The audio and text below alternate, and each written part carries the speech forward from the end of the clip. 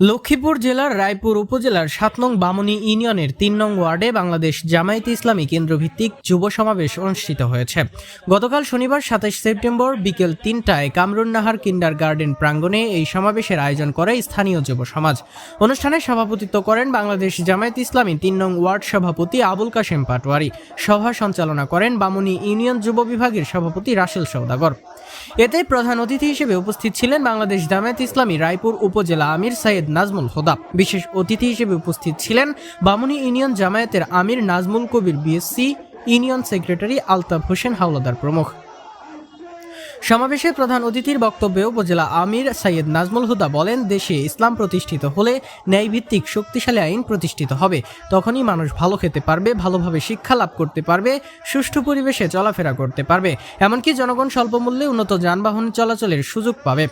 এর ক্ষুদ্র উদাহরণ হিসেবে ডাকসু ও জাকসুর পরিবর্তন দেখা যায়, যেখানে অল্প সময়ে শিক্ষার্থীর বৈষম্যহীন পরিবেশ ও পরিচ্ছন্ন ক্যান্টিনের সুবিধা পাচ্ছে। সভায় আরও উপস্থিত ছিলেন স্থানীয় যুব সমাজের নেতৃবৃন্দ সহ অসংখ্য নেতাকর্মী, সমর্থক ও এলাকাবাসী। চেয়ারম্যান পদপ্রার্থী ভোট দিয়ে যেন জয়যুক্ত করতে পারি এবং আমরা যেন এই জমিনে আল্লাহর দ্বীন এবং প্রতিষ্ঠা করতে পারি এবং রাসূলের আদর্শ মোতাবেক আমরা চলতে পারি। আল্লাহর এই দুনিয়াতে আল্লাহর রাজত্ব কায়েম করতে চাই। আপনারা এই কায়েমে সঙ্গী হবেন।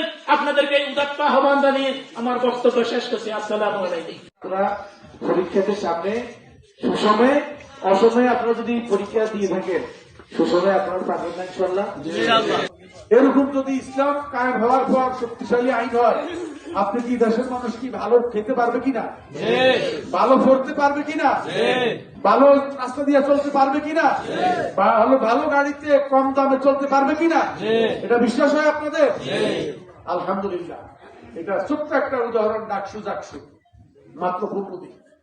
ইতিমধ্যেই ওই সকল ছাত্রছাত্রীরা স্বপ্ন দেখছে যেই ক্যান্টিন সার ফোকায় আর পোকামাকড়ে কিলবিল করতো, সেগুলি এখন পরিচ্ছন্ন। যে সমস্ত বাটিগুলি, তারপরে খাদ্যের যেই বলগুলি এবং প্লেটগুলি, জগগুলি, সেগুলি এখন চকচক করছে। নতুন আসছে যেগুলি পুরাতন, সেগুলো চকচক করছে।